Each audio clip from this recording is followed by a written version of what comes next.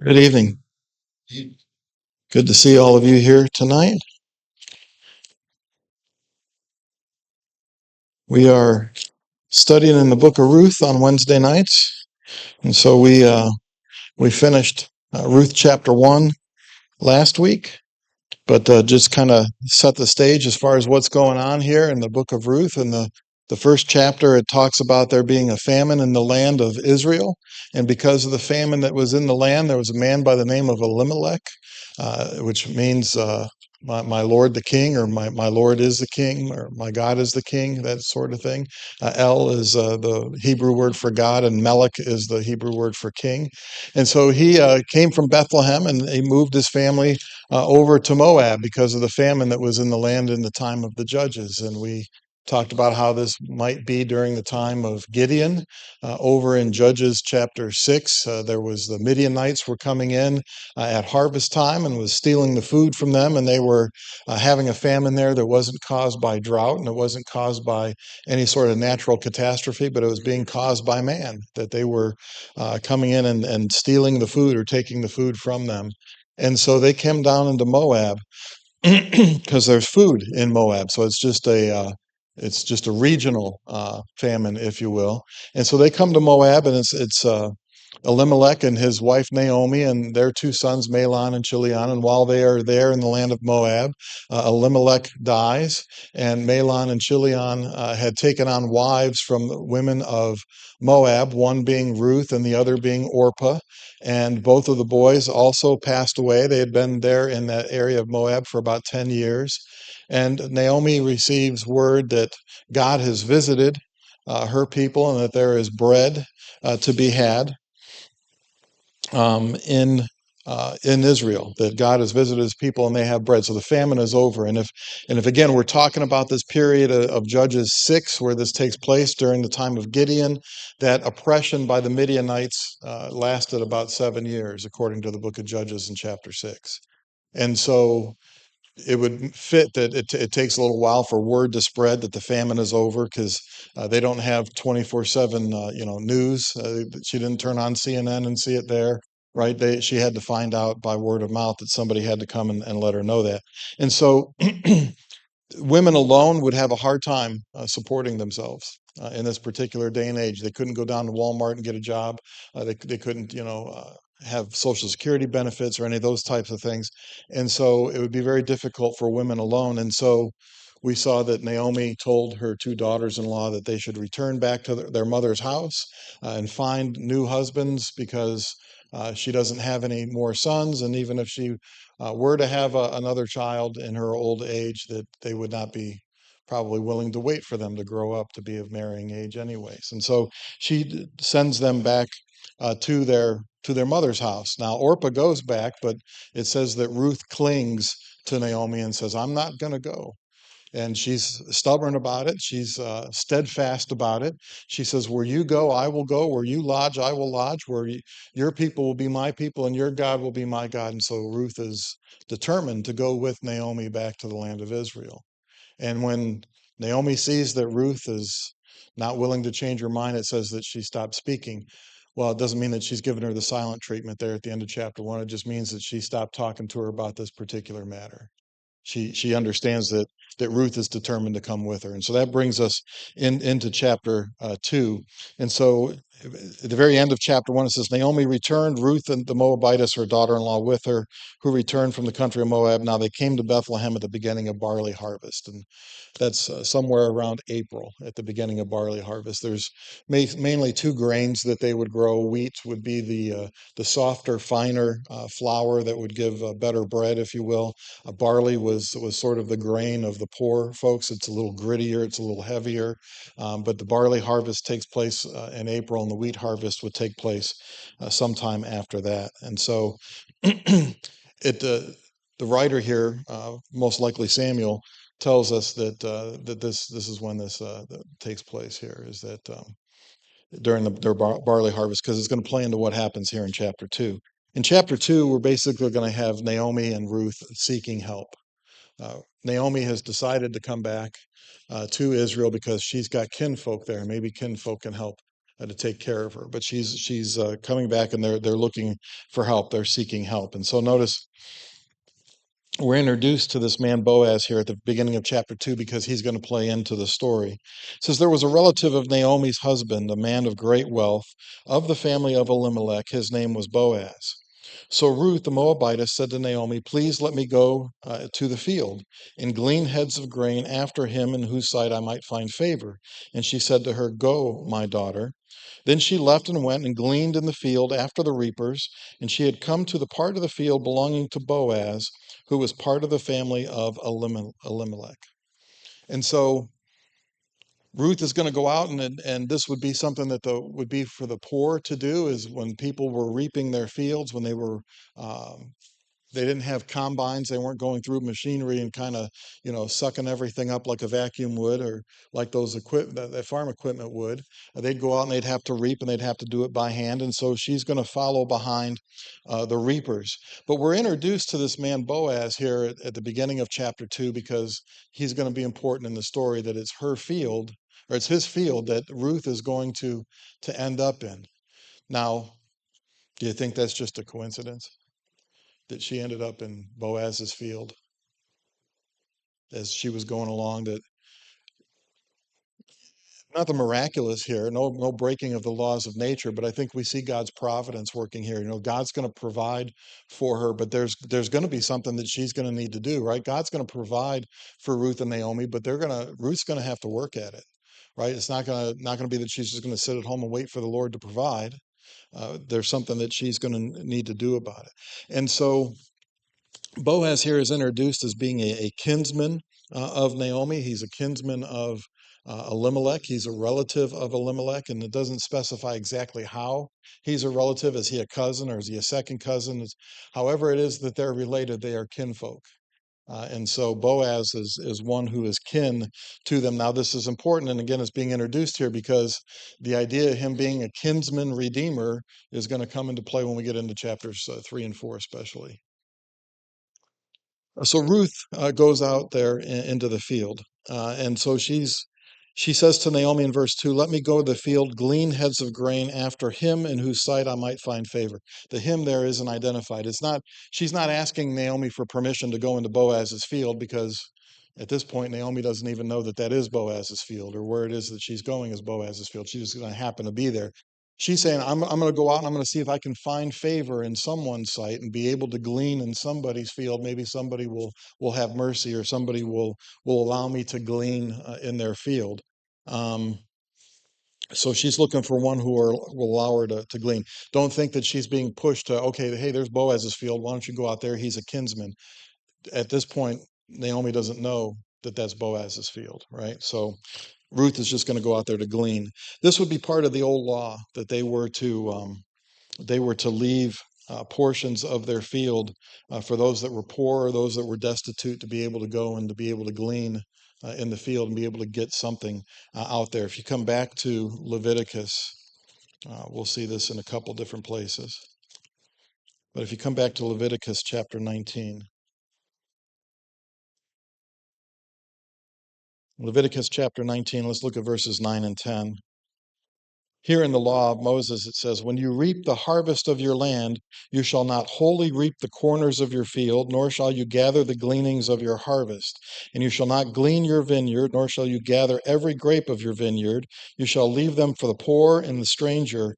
I am the Lord your God. God was looking for a way to be able to provide for people. And those that didn't have land, those that didn't have a portion of land that they could farm, if they were poor and they needed some sustenance to be able to help them, the folks, when they were harvesting, were not to like square off, right, the corners of their land. They were to kind of leave those corners for the poor to come and be able to pick grapes, or to gather wheat, or whatever it is that they would be growing in their field.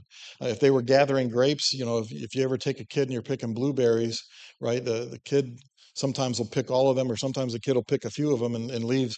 Well, that's kind of the idea, is that you don't pick every one. You leave some of those behind. You get the main ones, and you leave the rest for those that are poor and those that are destitute, to be able to come and gather some of that up.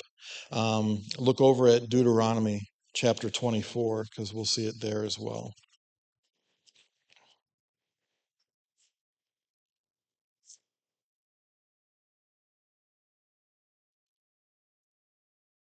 Deuteronomy chapter 24, and we'll begin in verse 19 here. It says, when you reap your harvest in your field and forget a sheaf in the field, you shall not go back to get it. It shall be for the stranger, the fatherless, and the widow, that the Lord your God may bless you in all the work of your hands. When you beat your olive trees, you shall not go over the boughs again. It shall be for the stranger, the fatherless, and the widow. When you gather the grapes of your vineyard, you shall not glean it afterward. It shall be for the stranger, the fatherless, and the widow. And you shall remember that you were a slave in the land of Egypt. Therefore, I command you to do this thing. And so, if they were gathering up those sheaves and they dropped one or they left one behind, they were to leave that and allow those that were poor, those that were widows, those that were orphans, to be able to come in and be able to have something, be able to have some sustenance there.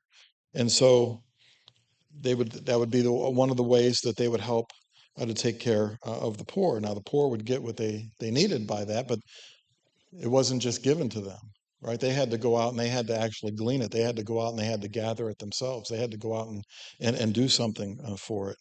And so that's what's going on here, where you've got Naomi and Ruth, who are two widows who are being cared for under the law of Moses. Now, Ruth is hoping to find someone in whose sight she's going to find favor. She likely doesn't know all of these things about the law of Moses, that was how the people were supposed to react.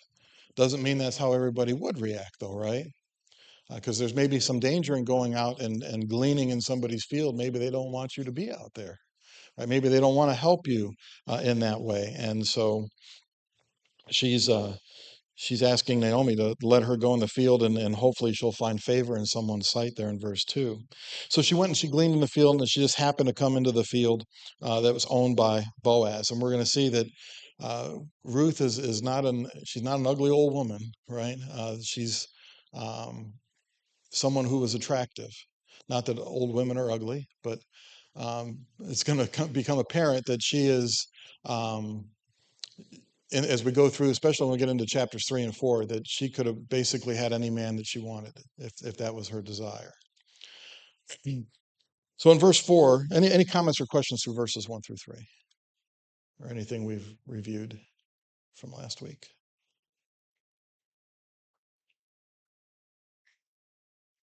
In verses 4 through 7, we see that Ruth is sought out after being seen by Boaz. It says in verse 4, now behold, Boaz came from Bethlehem and said to the reapers, the Lord be with you. And they answered him, the Lord bless you. And Boaz said to his servant who was in charge of the reapers, whose young woman is this? So the servant who was in charge of the reapers answered and said, it is the young Moabite woman who came back with Naomi from the country of Moab. And so as Boaz returns home, and he returns home to his field, and he sees that the reapers are out there, he takes notice of someone who's out in the field that he's not seen out there before. And she's a young woman, right? Because she wouldn't be of advanced age. She's a young widow, and so he sees her and he starts inquiring about whose young woman is she? And so he asks his servant who's in charge of the reapers there. Um, Maybe he assumes that there's a father that's helping to take care of her, that there's a husband who's helping to take care of her. He wants to know whose young woman this is, that she's out there in the field gleaning and gathering up. And there's no male figure, though, that's taking care of Ruth and Naomi. And so the servant likely has heard, or maybe he has spoken to Ruth. He's got some information, so he knows who she is. This is kind of like small town stuff here where they're at. Everybody kind of knows everybody else, and everybody knows what's going on. What's going on in other people's lives. There's not a lot of mystery, if you will, there like you have today in big cities where things are a little more buttoned up, if you will. That we don't maybe have that kind of knowledge of our neighbors and what's going on in one another's lives. But here, word spreads fast, right? And so Naomi's returned, and her daughter-in-law has returned with her from Moab, and their husbands have passed away. So all of that would be sort of things that they would know about. But this servant has some information, and so you see Boaz asking about her. He's inquiring about her. Whose young woman is this? Ruth asked for permission from the servant of Boaz to be able to go into the field. It says that this young Moabite woman who came back from the country of Moab, in verse 7, she said, "Please let me glean and gather after the reapers among the sheaves." So she came and has continued from morning until now, though she rested a little in the house. And so you see that Ruth is a tireless worker. She got there in the morning. She asked permission to follow the reapers, which would be the procedure for those that were poor or destitute or widows, that the reapers would go and they would gather what they're gathering and whatever they have left behind, the gleaners are able to go after and to get. And so she's not expecting someone else to just give it to her. She's not. She's willing to work, and she's out there being busy in the field from morning until night. And so she's been there since the morning time, right? So she's been in the field all day. It's not in the Bible in so many words, right? But the Lord helps those who help themselves, right? When we have a need for something, we need to pray to God as if everything depends on Him, but we need to be busy as if everything depends on us. It's not that we just pray to God and we say, okay, the Lord will provide, and we'll just sit in our house and wait for it to show up. It's that we say the Lord will provide, but then we get busy in what it is that we can do, right? And so Ruth isn't just sitting and waiting for the Lord to provide for her. She's out and being busy and working hard. And the Lord takes notice of those who are working hard. And so Ruth is going to be given special consideration here by Boaz. She's not going to be just like any widow or any destitute person that would be in his field. She's actually going to get quite special treatment here. In verse 8, Boaz said to Ruth, "You will listen, my daughter, will you not? Do not go to glean in another field, nor go from here, but stay close to my young women. Let your eyes be on the field which they reap, and go after them. Have I not commanded the young men not to touch you? And when you are thirsty, go to the vessels and drink from what the young men have drawn." So she fell on her face, bowed down to the ground, and said to him, "Why have I found favor in your eyes, that you should take notice of me, since I am a foreigner?" So Boaz inquires of her, asks who she is, whose young woman that is, wants to know who she is and what the story is. And so he finds out that it's Ruth, that she's helping to take care of her mother-in-law, that she's helping to take care of Naomi. And so Boaz says, "I don't want you to go to anyone else's field." Now, it might be that folks would say, "Okay, I've gleaned over here for a little while, and I've gotten what I think I can get from this field. Now I'm going to go over here, and I'm going to see what I can glean over here." Boaz says, "Don't do that. Don't go from place to place, because there could be a danger in that." There could be a danger in that, especially for an attractive young woman to be out in the field. There could be a danger in that. He says, "I've commanded my men not to touch you. I've commanded my men basically not to harm you." And so he says, you'll find safety here in my field. I want you to stay in my field, and I want you to glean in my field, and you'll get what it is that you need. He says, "Let your eyes be on the field and go after my maidens." The women that would be out there, maybe the men are doing the reaping as far as the cutting, and the women are gathering stuff up. He says, "You go on behind those women, those maid servants that Boaz has out there in the field, and you glean after them, and don't go somewhere else. I'll make sure that you're safe." And I can't help but to think of the parallel, that here's a man who sees an attractive woman, inquires about her, and then he's going to help take care of what it is that she needs. Because later on, there's going to be a man who's going to be on his rooftop, who's going to take notice of a beautiful woman, and he's going to inquire, who is that? But he's going to act completely differently. And you know what I'm talking about with David and Bathsheba, right? And this is David's great grandfather or great great grandfather. It's going to go from Boaz to Obed to Jesse to David, right? So what does that make him? His great grandfather, I guess. And so you see the character that this man has. You see the character that he has back in verse 4 when he comes home and he greets those that are working for him. "The Lord bless you," right? "The Lord be with you." It's a very spiritual greeting, if you will. It's a godly greeting that he gives to those that are laboring in his field. And so you see something about the character here of Boaz. And so Boaz tells Ruth to stay in his field, not to go into another. He's commanded his servants not to do her any harm. He's offering his protection to her. and he tells her to drink the water that the young men are drawing, that she's able to go and partake of that, if you will.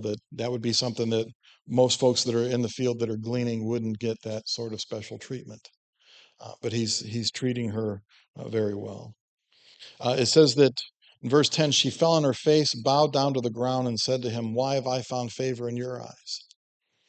She recognizes that he is treating her better than maybe even folks that are his own people, right? Or he's treating her better maybe than her own people would have treated her. Fell on her face, the idea of falling on your face is kind of like that you're bowing down or that you're showing reverence. In 1 Samuel chapter 25, in verse 23, there's a woman by the name of Abigail. Abigail was married to Nabal. Nabal and his men, he was shearing his sheep and he was having a feast.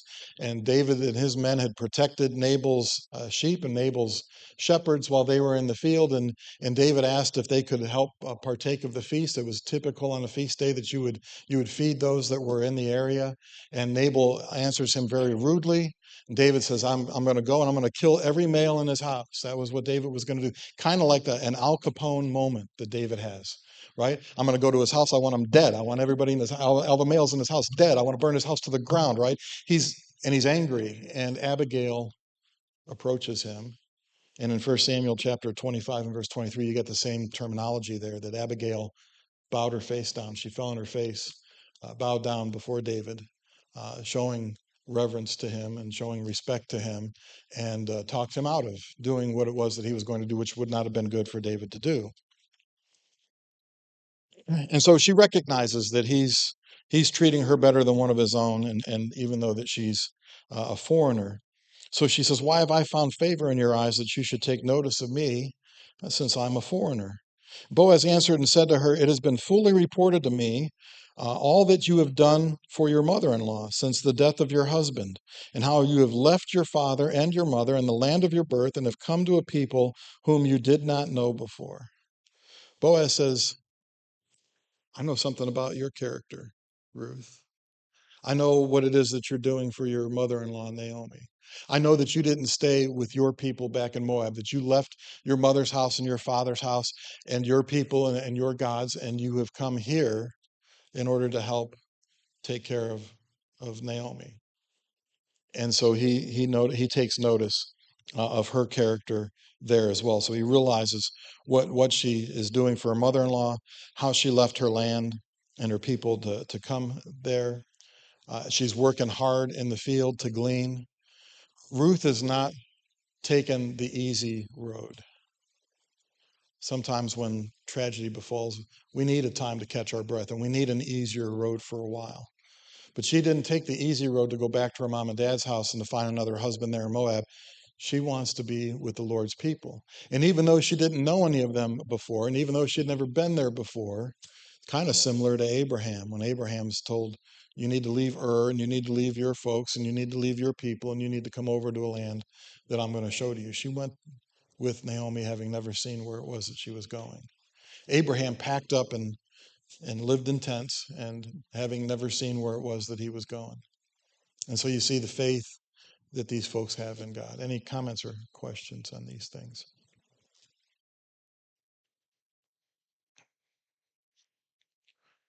Character shows through, and a lot of times character shows through when we're squeezed. When you squeeze a lemon, you get lemon juice. When you squeeze an orange, you get orange juice. What happens when you squeeze a Christian? What should you get? Sometimes we get anger, right? When we get squeezed. Sometimes we get malice when we get squeezed. But Christianity is what you ought to get from a Christian. And so he says he knows all the things that she's done. It's a small town. Word's going to travel, and so he has found some of these things out in talking to his servant. He says in verse 12, "The Lord repay your work, and a full reward be given to you by the Lord God of Israel, under whose wings you have come for refuge." Boaz says she's under the protective wings of the Lord because of her works. And so she's had a difficult time, but now she's finding, even though she's working hard, she's finding some comfort here in that Boaz is going to make sure that she's taking care of. Boaz is going to make sure that no harm comes to her while she's in the field. Boaz is even going to go beyond that, as we'll see as we come through chapter 2 here. But he says, you come under the protective wings of the Lord, kind of like as a mother hen. Um, didn't maybe fully understand this until my wife and I had chickens when we lived north of Oak Ridge for a few years. And one of those hens, Paula would go out and she'd gather up the eggs. And one of those hens was hoarding her eggs. She wasn't laying them in the typical place. She was laying them somewhere else, and then she was kind of like fiercely guarding them. That hen was determined that she was going to hatch those eggs, and so she ended up hatching four of them. It turned out to be two other hens and two roosters that she hatched out. And when they were very small and very young, she fluffed her feathers up a little bit and fluffed her wings out, and those little birds were able to get there underneath her wings to get warm and for protection and for safety. And so when you actually see that happen, it's sort of like the light bulb goes off in your head. Right? And so what Boaz is saying here, that she's seeking protection, she's seeking comfort under the wings of the Lord. And God wants us to seek comfort in his shelter, doesn't he? He wants us to seek that comfort that he can provide under his wings. When Jesus was coming into Jerusalem for the last time, and he looked out and he saw the city, and he said, Jerusalem, Jerusalem, how I have wanted to take you under my wings as a mother hen, but you would not. It's the care that God has for his people that we see in Scripture. And so Boaz says he's praying that the Lord will repay her works, that the Lord will help through his providence to take care of her, that a full reward be given to her because of the work that she's been doing. And then she said, let me find favor in your sight, my Lord, for you have comforted me and you have spoken kindly to your maidservant, though I am not like one of your maidservants. And so she appreciates the kindness that Boaz has shown to her, that she is being comforted. And so her labor here is not in vain. She's not going out in the field and gleaning, and that it's vain, it's helpless, it's useless. It's getting noticed what it is that she's done. And our labor in the Lord is not in vain either. Let's look at a couple New Testament passages for this. Let's look at 1 Corinthians chapter 15.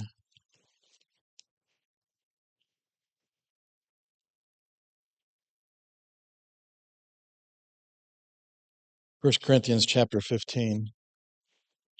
And notice with me in verse 58, Paul says, therefore, my beloved brethren, be steadfast, immovable, always abounding in the work of the Lord, knowing that your labor is not in vain in the Lord. There may be times where we feel like, man, we're working hard, we're sowing the seed, we're trying to tell people about Jesus, and it just doesn't seem like it's doing anything in the community, doesn't seem like it's making a dent. It just feels like sometimes we're spinning our wheels. Paul says our labor is not in vain in the Lord. We may sow seed, we may water the seed, we may not see the effect of that. It may take a while for that to show itself. And sometimes maybe we get a little discouraged. I didn't have this written in my notes, but I just thought of it now as we're talking about this. Look over at Galatians chapter 6.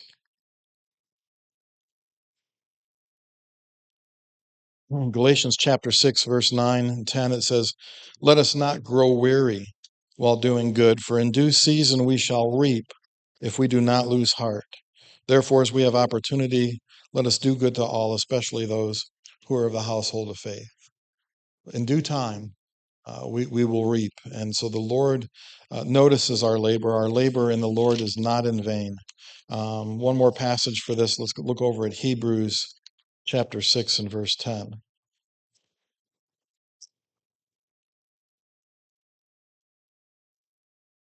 Hebrews is a good book, by the way. Hebrews chapter 6 and verse 10, the Hebrews writer says, God is not unjust to forget your work and labor of love, which you have shown towards his name, and that you have ministered to the saints and do minister. God takes notice when we minister to one another. God takes notice when we help take care of one another. God takes notice when that love that we have for one another is front and center. And our work in the Lord, our labor in the Lord is not in vain. We may not see it in this lifetime, but our work in the Lord is not in vain. And so he says, you've come under these wings, and she says, you've comforted me. She's thankful for his kindness, that he's spoken kindly to her, even though she's not like his other maidservants. She's not one of his servants in the field. She's not like them. She's different. She's a foreigner, and she's already mentioned that she's a foreigner, and yet he's treating her very well, and she takes notice of that. In verse 14, it says, Now Boaz said to her at mealtime, Come here and eat of the bread and dip your piece of bread in the vinegar. So she sat beside the reapers, and he passed parched grain to her, and she ate and was satisfied and kept some back. So not only is he allowing her to glean in his field, not only is he allowing her to drink of his water, not only is he allowing her to have the protection when she's in the field that no harm is going to befall her. Now he's inviting her for supper, to say, sit down and you can eat with my servants. You can eat with my reapers. You can eat with those that are he's paying them to work his field. And so she's able to sit down and take enough that she is full, and then she's also able to hold some back. What do you think that's for? For Naomi, right?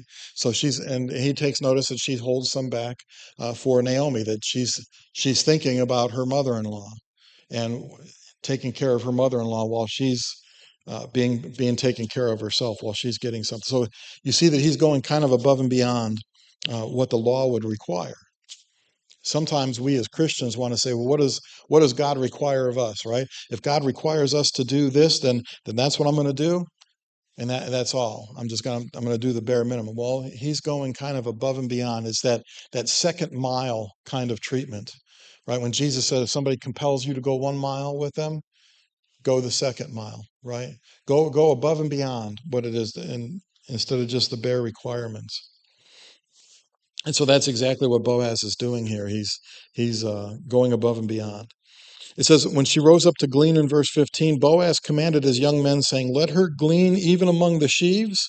Do not reproach her. So let her glean even before we've gathered the stuff up, right? Let her go out sort of ahead of us rather than behind us.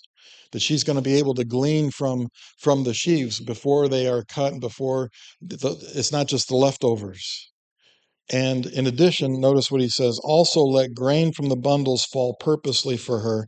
Leave it that she may glean, and do not rebuke her.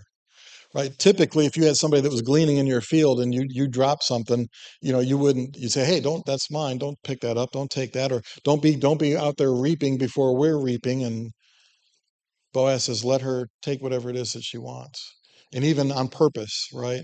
You're kind of drop. So, the cat, he likes to get up on my lap, especially if I've been eating granola bars, because he knows that when there's granola bars, there's crumbs, and he figures whatever falls is his, right? And so, sometimes I'll take a little piece and I'll set it out for him on purpose.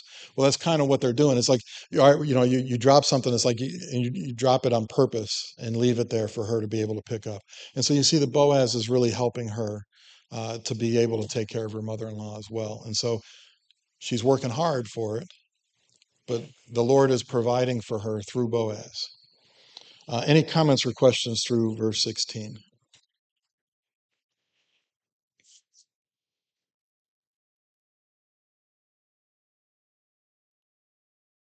Okay, so we see Ruth's diligent work in verses 17 through 28. It says, So she gleaned in the field until evening and beat out what she had gleaned, and it was about an ephah of barley. And she took it up and went into the city, and her mother-in-law saw what she had gleaned. So she brought out and gave her what she had kept back after she had been satisfied. So she gets finished gleaning. She's there all day. It's in the evening. She comes back. She's beat out. She's taken that wheat, right? You kind of separate the wheat from the chaff. And so she's got about an ephah, it says, of barley. An ephah of barley would be about 4 gallons as far as the measurement goes.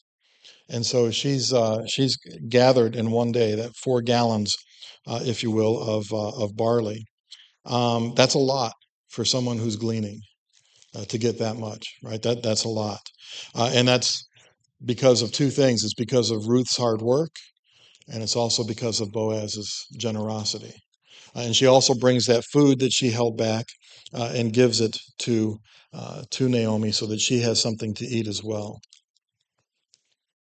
Her mother-in-law said to her in verse 19, "Where have you gleaned today? And where did you work? Blessed be the one who took notice of you."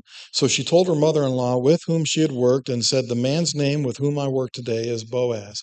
And so Naomi's got to be thinking, wow, how did you get so much? Where did all of that come from? How did where did you glean today? Where did you get that from?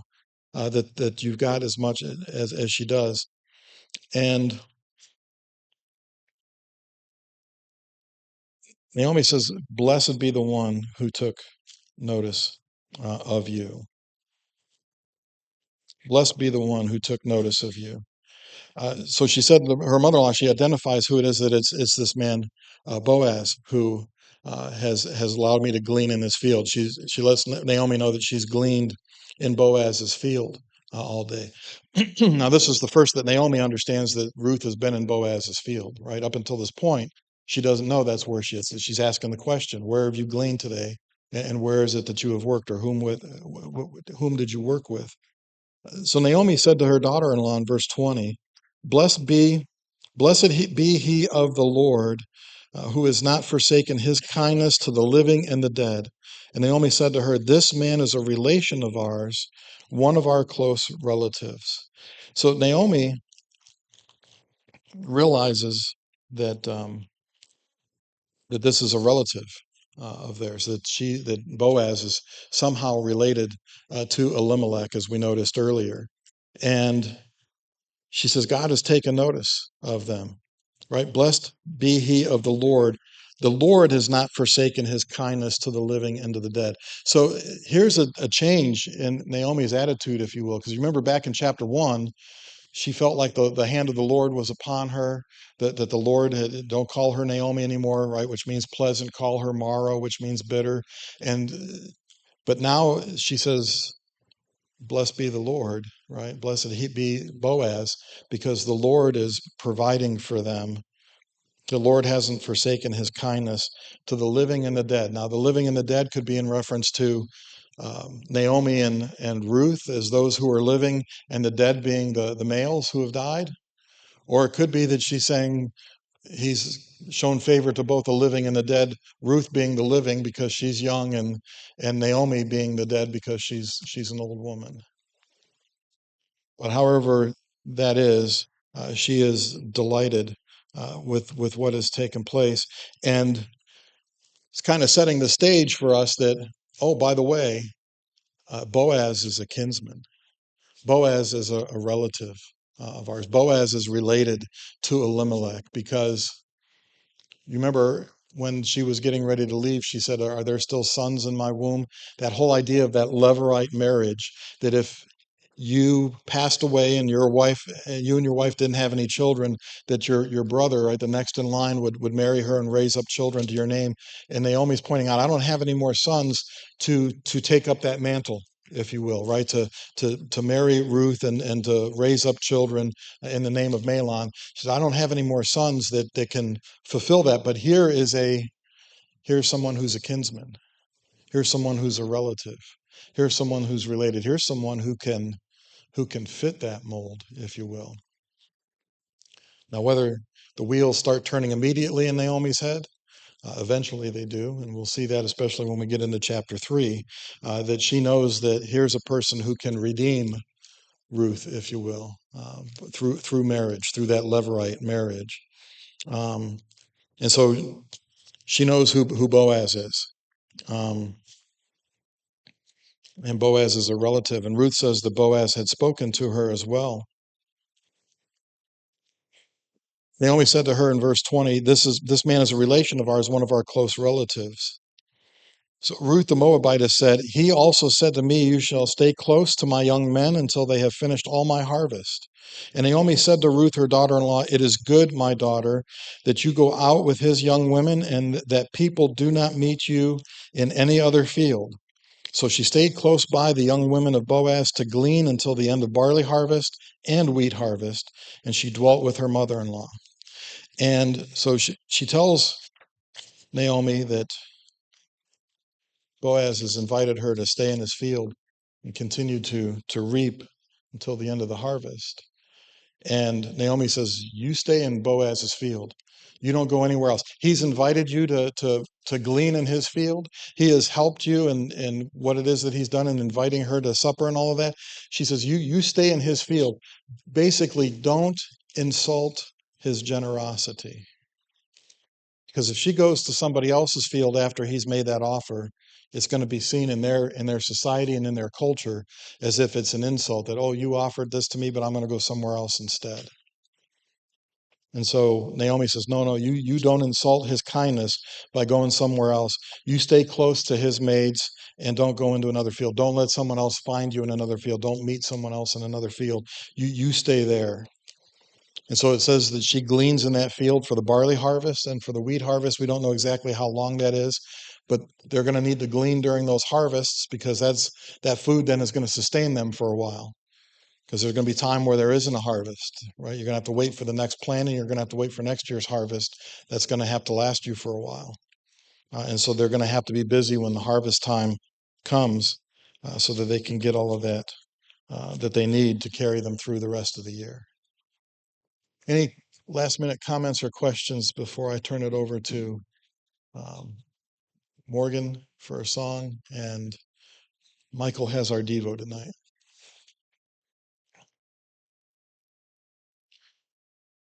It's a fairly well-known story. I try to bring out some of the customs and things of the land so we can see those things that are in there, maybe see some of the details that maybe we don't notice when we have stories that are familiar to us.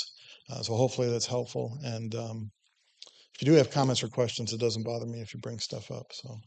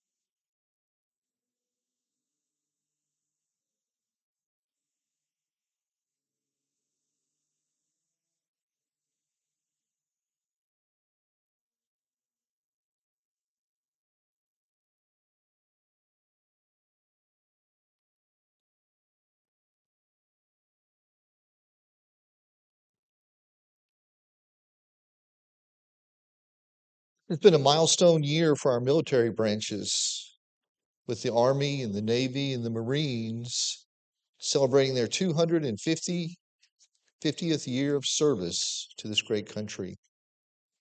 I did not realize that these branches of the military were older than our country, because it won't be until next July that we celebrate the 250th birthday of the United States. Last week, we just celebrated Veterans Day. Our military has been called into service many times over 250 years to protect us and serve this country. Through the ages, one of the consequences of warfare has been large numbers of unidentified dead. In December of 1920, legislation provided for the internment of an unknown soldier, American soldier, at a special tomb to be built in Arlington National Cemetery in Washington, D.C.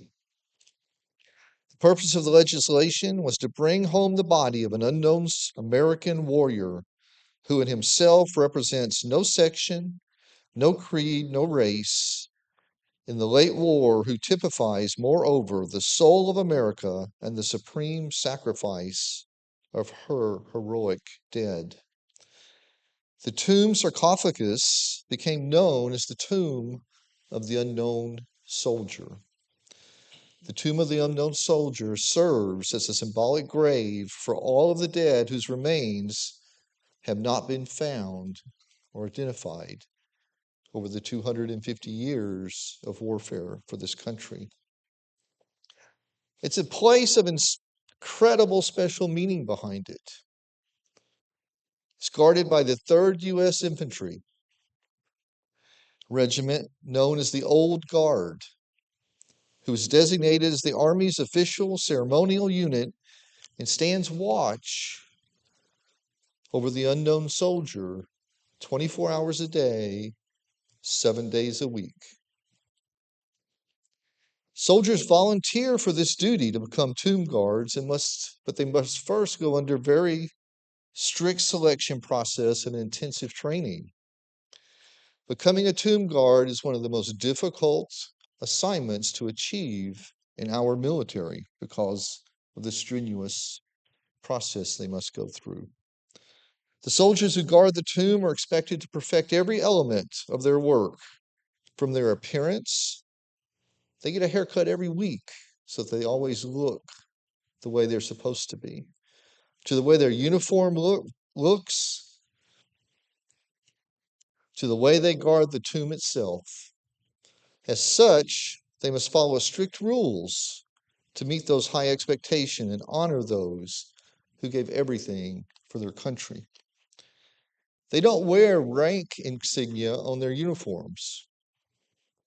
They don't wear that rank because they don't know the rank of the fallen soldier inside the unknown tomb. And no one wants none of the guards want to wear a visible rank so they don't outrank the one who they might be guarding as a sign of respect. It's not a job, it's a lifestyle, a different way of life. When serving as a tomb guard, they commit to 18 to 24 months.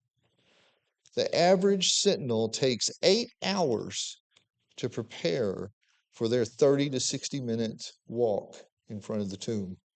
So they make sure that everything is exactly the way that it should be. They must be clean cut and maintain strict physical requirements. The tomb guard is constantly training and preparing for their assignment. They must memorize the Arlington National Cemetery's history and 7 pages of details and facts about the cemetery and the tomb of the unknown soldier. They must maintain a high level of physical fitness as part of this assignment. The guards are not there for show. This is not a tourist attraction. Guards are posted to keep people from defacing or touching the monument or even failing to show proper respect, and to protect the tomb at all times. The rifle resting on their shoulder is always facing the crowd as a symbol of their preparedness and to protect the tomb from anybody who may approach. The guard protects the tomb from any threat, including terrorists that go outside of the area they're supposed to, or anyone that tries to get too close to the tomb. They will take steps to deter any encroachment on the tomb by any means necessary, including lethal force. The rifles they carry are genuine military rifles. They're not loaded, but they have a bayonet, and there are a significant amount of armed personnel in the direct area of the tomb to ensure that it's protected. It's an honor to be a sentinel guarding the tomb of the unknown soldier because the unknown soldier gave their life for our country. The tomb of Christ also has an incredible special meaning behind it. The tomb of Christ doesn't need a guard, though, because it's empty. We're not even sure where the tomb of Christ is located. But Jesus' death on that cross and that empty tomb of Christ represents the hope of salvation for believers, a way of forgiveness for our sins, and it's an honor for us to be a Christian because Jesus gave his life for us. Christians do not wear any insignia on our bodies either, because we're all equal in God's eyes. And the world should know that we're Christians by the way we act. Being a Christian is also a lifestyle, not a temporary assignment like the unknown tomb guard, but a lifelong commitment. Every day we wake up, we go on duty and must be prepared to be a soldier of God. To live a life of faith, demonstrate righteousness, and share the gospel message with the world until we die. Being a Christian also requires constant training, developing a deeper knowledge of the scriptures, having a healthy prayer life with God, serving his church through attendance and service to its members and others. There's always more to learn, always the need to be closer to God, and never a shortage of ways that we can serve. A Christian should always be striving to maintain a high level of spiritual fitness. Being a Christian is also not for show. We must always be ready to defend the truth and be producing the fruit of the Spirit: love, joy, peace, kindness, goodness, faithfulness, gentleness, and self-control. We must always live in a humble and loving way. Both roles demand a high degree of discipline, dedication, and selfless service, but the nature of the duty is different. The guard duty is a specific physical ceremonial vigil, while being a Christian involves being a lifelong spiritual and moral commitment. Both roles are connected to the symbolism of a tomb. The tomb of the unknown soldier represents the sacrifice of those whose identities were lost, while the tomb of Christ represents the hope of salvation for believers whose identities are known to God. The tomb's guard service is a sacrifice in itself, and their duty is an honor to the sacrifice of others. A Christian's service is to honor God and follow Christ's example, which includes the sacrifice for others. The tomb guard will receive a special patch at the end of their assignment. The Christian will receive a home in heaven at the end of their life on this earth. If you're not 100% confident that your name is in that book of life, or if there's anything that's going on that we can help you with, that you're struggling with or need prayers for, that's why we have this time. That's why we have this song, so that people have an opportunity to come forward and let your church family love you and pray for you if you need it. Please do that as Morgan leads us in this song.